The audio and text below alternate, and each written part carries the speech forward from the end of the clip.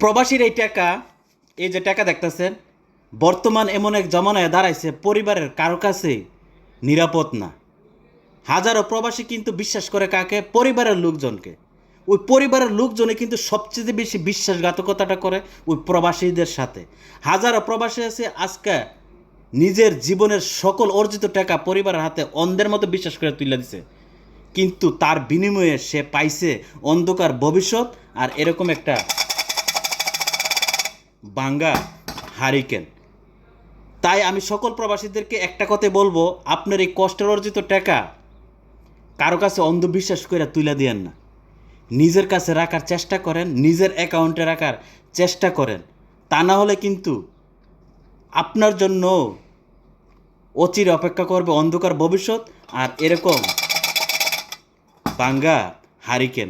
অনেকের কাছে আমার কথাটা হাস্যকর মনে হইতে পারে বা অনেকের কাছে এটা তিতা লাগতে পারে, আসলে কিন্তু বাস্তবতায় এটাই বলতেছে, এটাই চলতেছে। যারা তার ভুক্তভোগী তারা একমাত্র বলতে পারবে, তার ব্যতীত কেউ বলতে পারবে না। যারা ভুক্তভোগী হইয়া এই দূরপ্রবাসে পড়ে আছে, তারা তাদের এই কষ্টের কথাটা না পারতেছে কারো কাছে বলতে, না পারতেছে শেয়ার করতে। তাই সকল প্রবাসীদের প্রতি আমার একটা অনুরোধ থাকবো, আপনার এই কষ্টের অর্জিত টাকা অন্ধবিশ্বাস করে অন্যের কাছে তুলে দিয়ে কেন আপনি হতাশায় ভুগবেন? আপনাকে যেন হতাশায় না ভুগতে তো ভোগা লাগে, এরকমভাবে ভাই বিদেশ করেন।